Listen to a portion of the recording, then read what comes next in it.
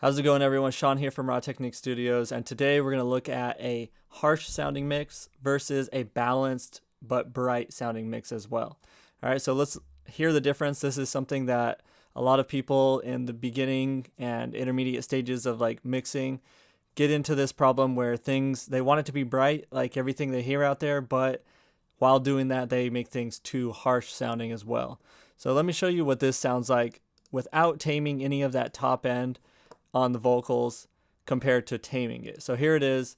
Listen to the top end. It's nice and bright, but you're gonna have problems like sibilance and it just sounds a little bit too harsh to the ear. I'm going home with the sun up, rise up, light up another dude as I drive up to my place, to my lab, mix some beats, some chemicals. I'm gonna make it happen just to prove I'm a mad scientist in the lab. All right, so to me, the sibilance, all those S's and T's and stuff like that coming through on the vocal, it sounds unbalanced because those are popping up in the mix, and I really notice every time an S comes in. So what I want to do is tame that. So I'm using a de-esser here, so I put that on. A second de-esser here, I put that on. And then I have a couple of EQs, which is dynamic EQ, just to really tame that because I was having a lot of sibilance and I really needed to bring it down. In addition to that, I'm using the Pro multiband compressor from FabFilter, and this is doing all throughout the mix, but it's also taming that top end as well. So let's listen to a before and after. So here it is again without the taming of the top end. I'm going home with the sun up, rise up, light up another dude as I drive up to my place, to my lab, mix some beats, some chemicals. I'm gonna make it happen just to prove I'm a mad scientist in the lab. And then with all of the taming. I'm going home with the sun up, rise up, light up another dude as I drive up to my place, to my lab, mix some beats, some chemicals. I'm gonna make it happen just to prove I'm a mad scientist in the lab.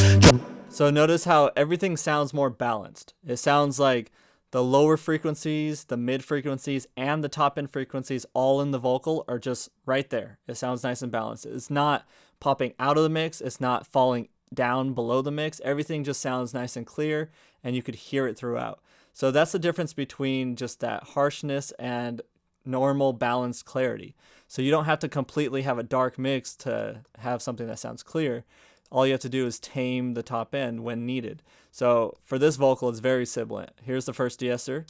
I'm going home with the sun up, rise up, light up another dude as I drive up to my place, to my lab, mix some beats, some chemical. You can see it's doing a lot of attenuation. You don't always need to do that, but this vocal just was recorded, whether it's the microphone that's very bright sounding, so you'll have to tame more of that top end, or the person's vocal, which can be bright sounding as well. So some vocals just have more sibilance than others. Here's a second de-esser. I'm going home with the sun up, rise up, light up another dude as I drive up to my place, to my lab, mix some beats, some. Not quite as much attenuation, so just a little bit there. And then a dynamic EQ at 9,000 hertz. I'm going home with the sun up, rise up, light up another dude as I drive up to my place, to my lab, mix some beats, some chemicals. See how it only engages when those sibilant parts come in? And then lastly, here's another one at 11K. I'm going home with the sun up, rise up, light up another dude as I drive up to my place, to my lab, mix some beats, some chemicals. Okay, and every vocal is going to be a little bit different. This one I had to treat with 2 de-essers from 5K up, and then I had to treat it at 2 different spots, one at 9K, and then another one notched out at 11K. And then lastly, on this one, you can see here's without the top end being tamed. I'm going home with the sun up, rise up, light up another dude as I drive up to my place, to my lab, mix some beats, some chemicals. I'm gonna make it happen. So it sounds okay, but I wanted to tame it a little bit more. I'm going home with the sun up, rise up, light up another dude as I drive up to my place, to my lab, mix some beats, some chemicals. I'm gonna make it happen just to prove I'm a mad scientist in the lab. So it's doing a little bit of taming on the S's, but mostly it's doing taming on the top end of that snare drum. So multiband compression on the overall mix can be great to just really tame everything going on, and just everything sounds more balanced. So it can still sound bright, but it's not going to be popping out whenever it's too harsh. So that's the good thing about compression or multiband compression. It's like, say the top end frequencies, you want them clear, but when they are super bright in the song, you want that tamed. So it's not turning it down at all times. It's not EQ. where you just turn down your highs. Instead, you only turn the highs down when it has harshness. So you'll see here it reacts whenever it's harsh. I'm going home with the sun up, rise up, light up another dube as I drive up to my place, to my lab, mix some beats, some chemicals, I'ma make it happen. Okay, so that's the good thing about multiband compression. Use your de-essers. You don't have to just use one, you can use multiple.